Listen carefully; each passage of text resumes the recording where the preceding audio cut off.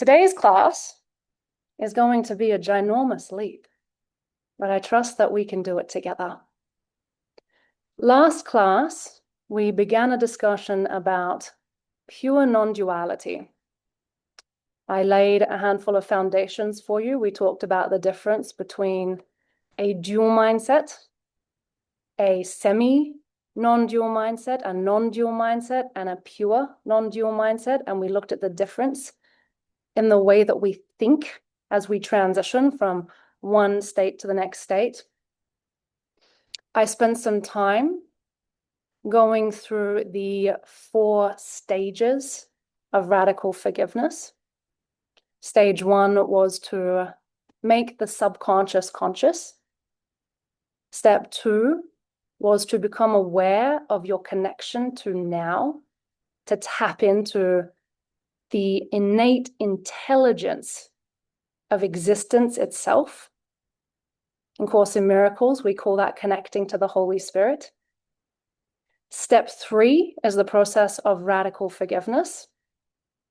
And I shared last week that forgiveness in this classroom has absolutely nothing to do with forgiving somebody else for doing something to you, and everything to do with you recognizing, realizing, remembering that you are not separate from love. And then step 4 is to live awake. These are the steps. And I just give them the title of steps because it's easy to talk about, right? But this is the flow. This is the process that we are going to be going through. I also went through the story about the snake and the rope. And we're going to use that a lot because it's a really good psychological anchor. To do a 1-minute review on that story, the story goes a little something like, a man went outside one night and it was really dark. And there was a rope on the ground, and he misperceived that rope as a snake. And in the process of misperceiving the snake, he had a particular reaction to that snake. Today, we're going to talk a lot about the snake, how it got there, why we react the way we do, so that we can understand where misperception comes from. But the moral of the story about the snake and the rope is not to get stuck looking at the snake. It's to realize that it is not really there. That you are superimposing an idea onto the rope. And the rope in this metaphor is reality. That you can superimpose ideas onto reality, even though they're not the truth about reality. And then you can respond to them as if they're real and get yourself in a whole psychological conundrum. So I laid the foundation of that story. We're going to use that today. And then we did a pretty simple exercise, which was designed to bring you into the felt experience of now, which I just asked you, are you here? Can you stop existing? And then we went on a journey exploring being here now. So we're going to pivot off that. And today we're talking about the split that never happened. The split that never happened. This is an incredibly funny concept from the beginning. You've got to really sit back and think about what we're talking about here. We're speaking about something that never happened. Now, how can we talk about something that never really happened? And what on earth are we doing spending a whole class speaking about something that didn't happen? Well, actually, it is the most important next step. Because the snake never happened either. But if you think it happened, if you think there's a snake, then you will keep responding to life as if it's a snake, as if it's something it's not, and you'll never get out of this conundrum. And that conundrum is actually insanity. So if you want to get out of insanity, if you want to find peace and clarity and freedom and joy and all the things that so many people say they want, then actually we have to understand the split that never happened.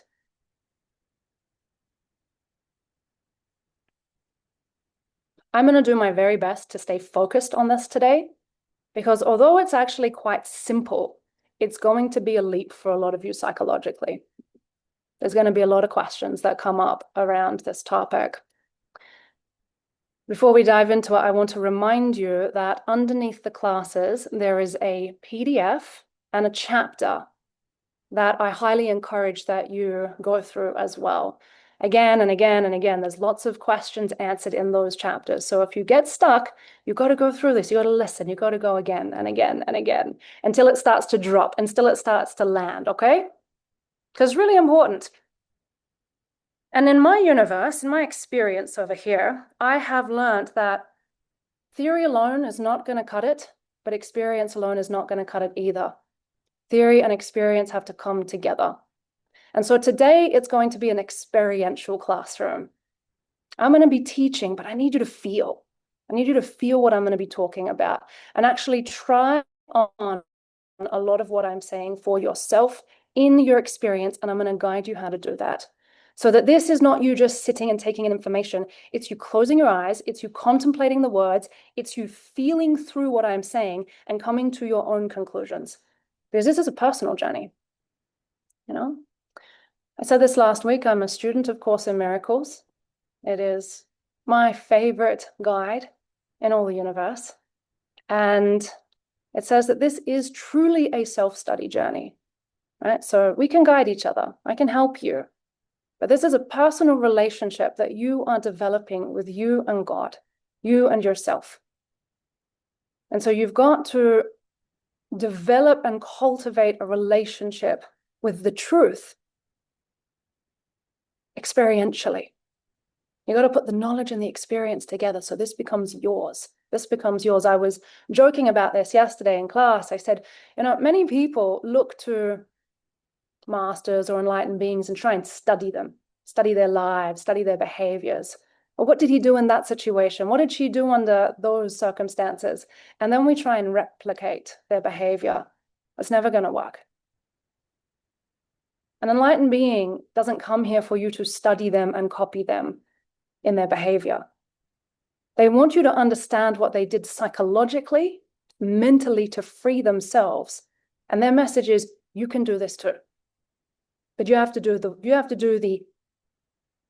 to follow a process that works for you. You have to actually free your mind. And then you can be like that yourself. Not copying someone else's behavior, not learning and being able to recite the truth, being it. Being it. So that if somebody came to you and said, who are you? You could say with quite a lot of conviction, I am the truth. That is who I really am. Or at least you know it when somebody asks you the question and you live from there. Because this is about living. This is about our life. Being. And so today we're going to talk about the split that never happened. And we're going to begin with the mechanics of that by going back to the story about the snake. It is absolutely possible for somebody to walk outside at nighttime and look at a rope and misperceive that it's a snake. That is possible. I am sure it has happened before. If you do not stop and step back and think about this, it's very easy for you to say, that is a real snake. And the reason that I am scared now is because of the snake. Not because of me, not because I misperceived it, but because something outside of me is creating this experience of fear that I'm having. And most people stop right there. And the snake is metaphorical for every misperception that you have in life. Every time you misperceive reality, another person, yourself, anything, you are projecting an idea outwards that is not the truth about you or anybody else. You are then interpreting that idea and you are reacting to it. And it's very easy to say, if you have not studied the mechanism, it is happening to me. The reason I feel this way is because something outside of me has caused me to have this emotional reaction. It's because my partner is. It's because my mother is. It's because the education system did this. It's because the war. Now, I understand there's a lot of things that seem to be happening in this world that are absolutely horrific, but I need you to understand why you interpret them as horrific, why they're there in the first place, why you're having the responses you're having to everything. And that means we're going to have to go far deeper than the snake. Now, as I get into this, I need you to hold something lightly in your mind. The snake isn't real. Snake isn't real. It's not there. It's a rope. It's reality. It's not a snake. And the rope, by the way, is metaphorical for reality, the truth.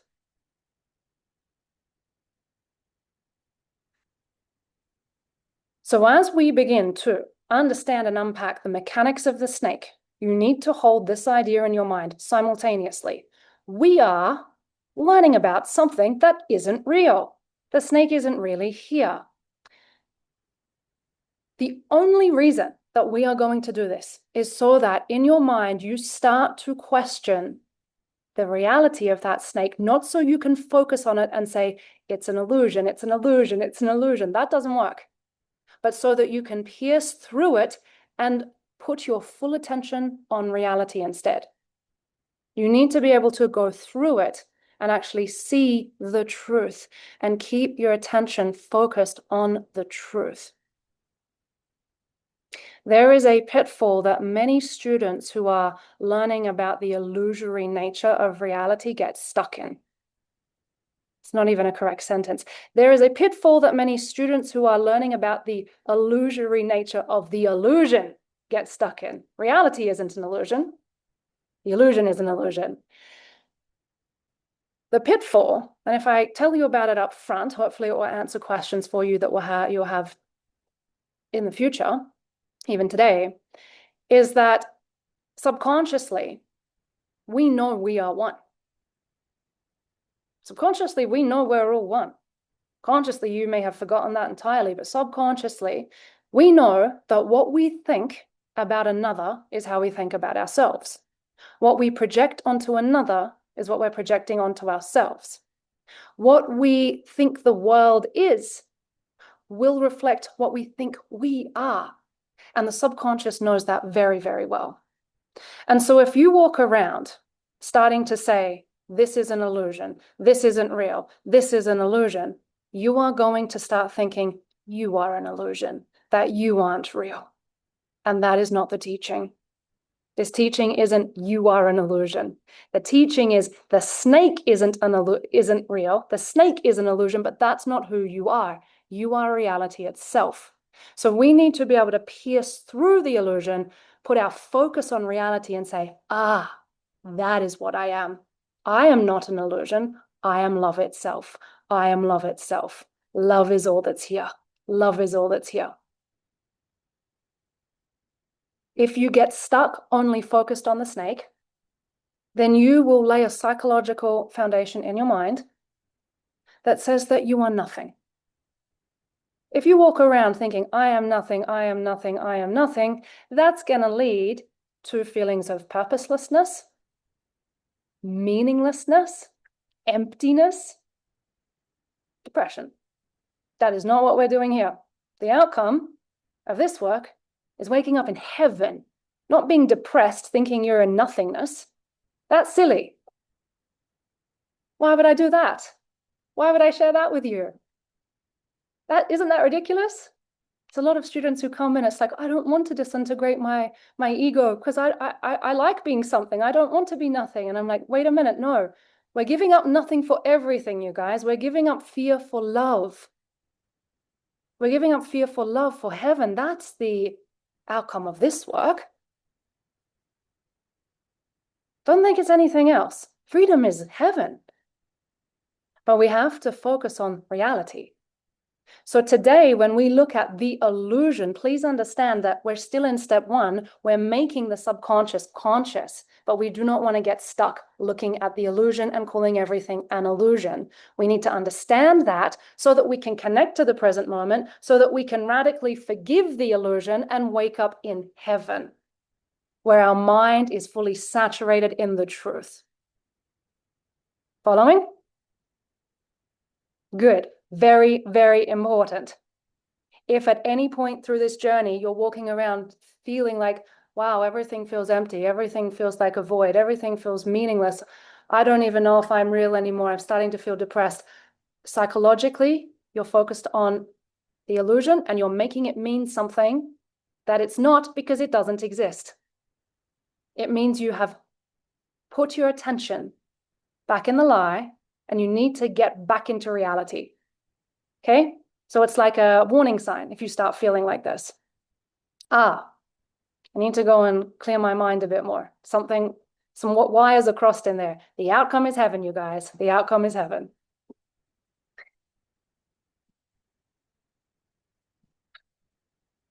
So let's start to go through, well, actually, we're going to start with some definitions, because I do come from Course in Miracles now, and we need to get clear about the language so that I can guide you with this. But instead of me telling you, like going through definitions, I need you to feel this. So we're going to do a bit of an exercise, and you're going to feel as I talk so you understand what I am talking about when I use certain words. So if you can, please, if you're not driving, I would love you to close your eyes for a moment and start by asking yourself, am I here? We're going to build each week from the previous class's exercise. So last week we began with an exercise in which you asked yourself, am I here? We'll take just 2 minutes to do this. Am I here? Ask yourself. And if you're not 100% sure, try with all your might to stop existing. Try and get out of here, disintegrate, evaporate, die, cease to be. And notice that the more you try to prove to yourself you don't exist, the more you will prove to yourself you do.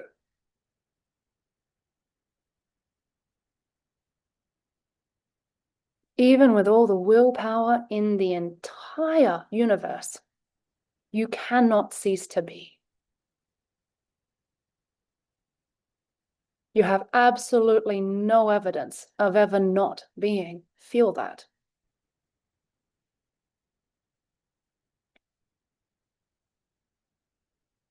Feel that your existence is right here. Not over there, not somewhere else, not in the past, not in the future, not in a thought or an imagination. Here, now, literally.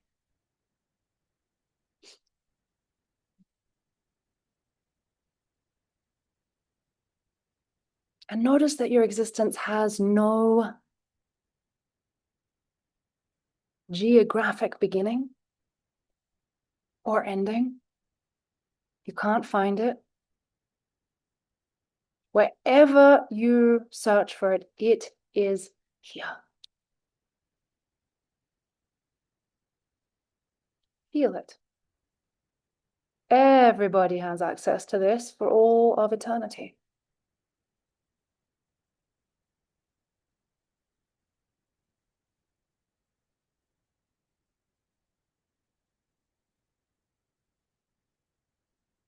Notice that if every thought that you have ever had about yourself or anyone else disappeared now, you would still be here. Notice that if time passes, 1 year, 10 years, 15 years, 1,000 years, you would still be here. Whether the body seems young or old, or even dying, you are still here, unchanged.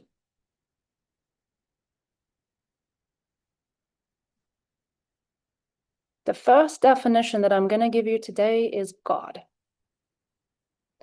When I use the word God, I mean this: your existence. Now, God is neither a man nor a woman. It does not sit above or below or behind or in front of anything. God is existence itself. It is this moment. We could replace the word God for love. Love is also this. When I use the word love, I do not mean romantic love. I do not mean love that seems to turn into hate, drama between individuals. I mean this. I mean existence. I mean now. That which has no beginning, no ending.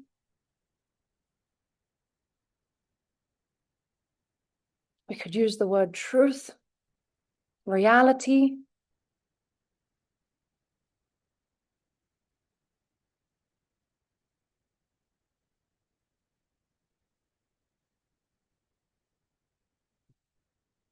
I do not come from a religious background in this life. I was never strongly religious, nor am I now. So when I use the word Christ, I also mean this. Christ and love and God are right here, right now. They are your existence itself.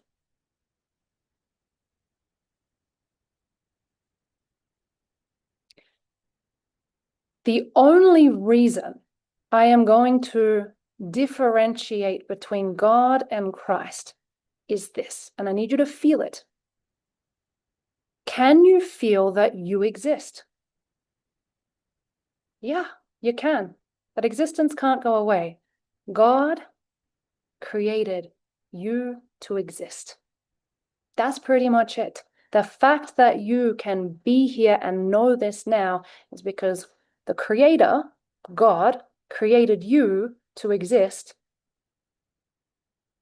And there is no separation between you, the true you, and God. The only difference is that God created you, could call that Christ.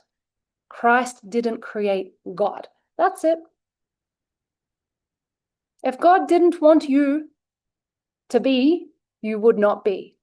The fact that you know you exist is because you were wanted. You are known still right now. And we need to differentiate between God and Christ, or creator and created, because if there isn't a differentiation there, the split that never happened will make no sense at all. So you could say that you are the creation of love itself.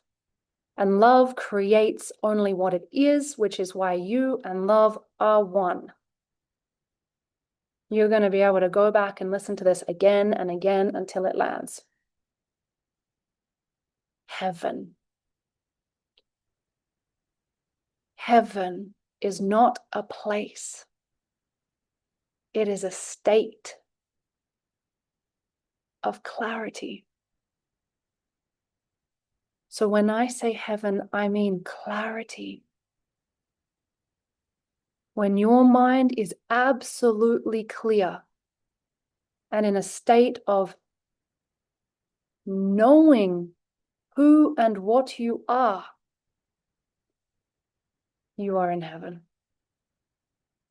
Heaven is when Christ remembers itself as the created son, daughter of God. Heaven is God knowing itself as God. Heaven is here. It is in this moment. It is your existence itself. And it's clarity, which means that hell is confusion. When you are confused about yourself, you are in a state of hell. Not a place, not somewhere that really exists. It's a state. when you misperceive who and what you really are, either by projecting that onto yourself or another, you're in a state of hell. Confusion. So in this classroom, that is the definition. When you perceive that a rope is a snake and you are afraid of something that isn't there, you are in a state of confusion. This has nothing to do with religion. It just has to do with an experience that you can have right now.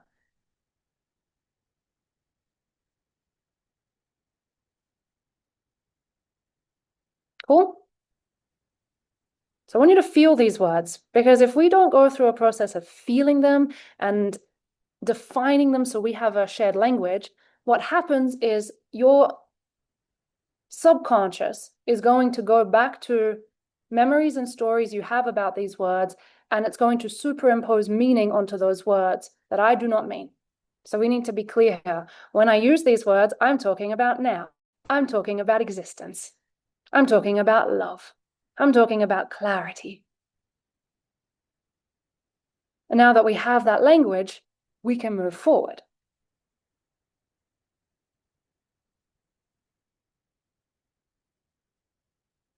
Now I'm going to ask a very, very interesting question, and maybe the most interesting question you could ever ask yourself. Feel your eternal existence. Right now. Right now. Try and stop existing and realize you can't.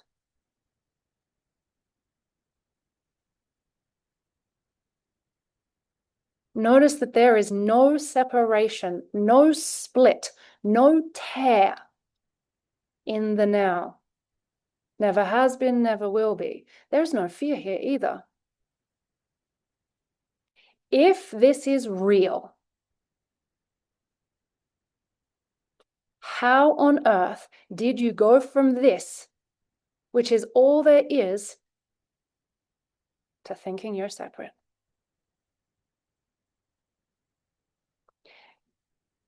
And I'm going to show you how. Experiential theory. Ready? I need you to actually do this with me. I need you to sit here and I need you to imagine separating yourself from love. And in your mind, you're going to go, I wonder if I could be separate from this. I wonder if I could have an experience away from all that is. I wonder if I can do it. And I want you to imagine, use your imagination, the power of your mind to think you tore yourself away.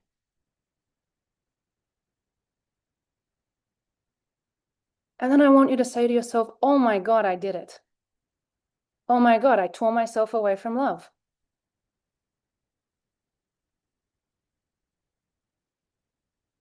And then actually, for a moment in time, believe you did. Believe it happened. For those of you who have ever worked with psychedelics, imagine you're just in that moment where you have a bad trip and you're like, oh shit, I just did something really bad. I'm going to lose my mind. Fuck, I just tore myself away from love.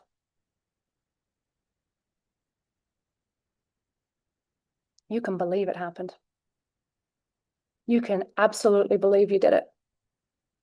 Now, I need you to actually feel this all the way through. I need you to imagine that it were possible to tear yourself away from love, to become separate, to turn your back on your creator, and to actually tear existence itself and pull yourself out of it.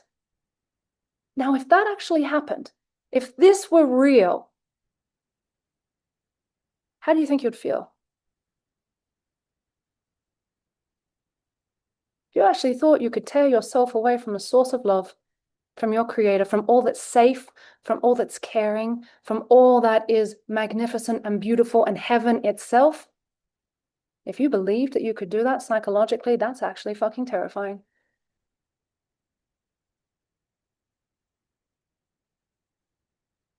And because the mind is creative and powerful, the story can go like this. And you're going to have to feel this through for yourself. But after doing many, many, many, many hypnosis sessions with people, I hear this story. Shit, I've done something wrong. Uh-oh, what have I done? Uh-oh, I've made a mistake. I did something wrong. I've torn away from God. This isn't good. Oh shit. And in Course in Miracles, it says this is exactly what happened. That's what happened. You were created as the Christ. The Christ has infinite creative power to ponder any idea at once, and it pondered separation and then thought it did it for just a second. And every belief, every story, because everything comes from belief, right? Our minds are powerful. Every story, every belief has a certain experiential component to it. So if you think you're unworthy, for example, you can experience unworthiness. If you think you are separate from love itself, that creates guilt at the deepest subconscious level. It's the guilt of, oh God, I left love. I did something wrong. So the belief in separation leads to a feeling. You don't need the body for this. You do not need the body for this. It is a mental experience of guilt. And the guilt is so huge that when we believed in separation, we didn't actually know what to do with it. Now, I need you to come back and think about your life. And I need you to think about the moments in which something happens and you feel like crap. Now, how many of you, when you feel like crap, think, I need to solve this now. I need to get away from this. This doesn't feel good. We could have easily turned around in that moment that we thought we separated from love, gone back through the guilt, found the belief in separation, and realized it didn't happen. It's not possible. But instead of doing that, we felt the guilt and said, this is not good. Got to get out of here. How do I solve this problem? It happens in your lives all the time, you guys. It happens in your lives all the time. You have a belief that isn't true. You feel like crap. And instead of turning around and realizing the belief isn't true about you, you try to get away. You try to solve the problem. You think, how do I get out of this? This sucks. I'm going to do everything I can not to face this. And the reason it's such a challenge to turn around and face the guilt is because you think the belief underneath it is true. You think the separation is real. So you think if you turn around and face it, you're going to realize it's true and you're going to be in the biggest trouble of your existence.